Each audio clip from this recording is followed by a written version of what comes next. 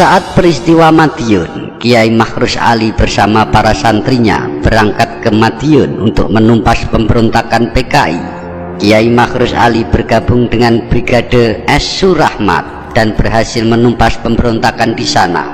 Gus Maksum sebagai orang dekat Kiai Makhrus Ali didapuk menjadi komandan tempur lapangan setiap aksi penumpasan.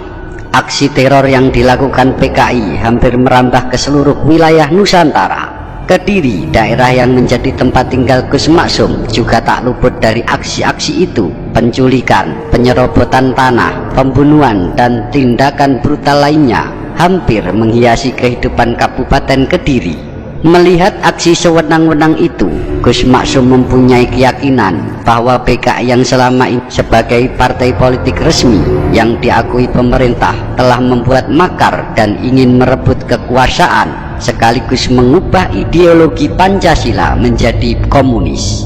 Sebagai orang muslim, Gus Maksum sangat tidak rela jika negara ini berubah menjadi negara komunis.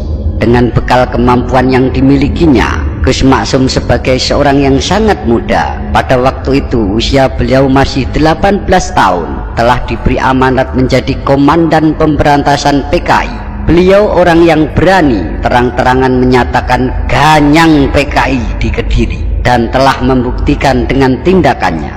Strategi PKI untuk melakukan kudeta diantaranya selalu membuat keresahan dan provokasi. Salah satu provokasi PKI adalah menantang GP Ansor untuk melakukan pertandingan silat secara reguler sebulan sekali. Karena kebetulan di pihak PKI banyak merasa jago silat, tantangan itu ditunjukkan kepada 3 pesantren di Kecamatan Prambon Nganjuk, yakni pesantren Selo Agung, pesantren Bandung, dan Gedung Sari. Awalnya Ansor menganggap ajakan itu adalah salah satu bentuk mempererat persahabatan. Namun setiap pertandingan diadakan, ejekan, agitasi, provokasi, dan teror terus-menerus dilontarkan oleh pihak PKI. Puncaknya, pertandingan yang dilaksanakan di Desa Watu Ompak, Prambon Nganjuk. Pada waktu itu suasananya begitu panas. Pesilat dari pihak PKI tampak percaya diri. Maklum, pada waktu itu daerah Prambon, PKI-nya sangat dominan. Mereka terus memprovokasi Ansor. Aku kemari jalan-jalan ke neraka, dan kata-kata yang seenak mereka. Namun pendekar dari pihak Ansor tidak langsung bertindak. Mereka menunggu kedatangan Gus Maksum dari Kediri. Akhirnya Gus Maksum datang dan langsung naik ke arena pertandingan dengan meneriakkan takbir Allahu Akbar. Pada waktu itu orang-orang melihat rambut Gus Maksum tengah berdiri dan mengeluarkan asap. Melihat itu, pemuda Ansor bangkit keberaniannya dan langsung menyerang pihak PKI yang kala itu mulai ketakutan. Spontan pihak PKI banyak yang lari tunggang langgang. Pesantren asuhan Kiai Jauhari, yaitu bapaknya Gus Maksum, sering dijadikan tempat mental training oleh PI, Pelajar Islam Indonesia, di seluruh Jawa Timur. Pada waktu itu, tepat subuh 13 Januari 1965, sekitar pukul 4.30 pagi, sedang diadakan acara istighosah. Saat acara sedang berlangsung dengan khidmat, tiba-tiba gerombolan PR, Pemuda Rakyat, BTI, Barisan Tani Indonesia, dan underbon PKI yang lainnya masuk menyerbu dan merusak jalannya acara. Gerombolan yang jumlahnya lebih kurang 1.000 orang dipimpin oleh ketua pengurus cabang PR yang bernama Suryadi. PKI berani melakukan tindakan seperti itu karena mereka mayoritas di sana, sedangkan umat Islam hanya sekitar 10% dari total jumlah penduduk Kanigoro. Dengan bersenjatakan kelewang, parang, palu, bahkan pistol, mereka menggerebek masjid, merusak, memukul, menyerang para peserta TC dan kiai, ulama, dan siapa saja yang ada di situ.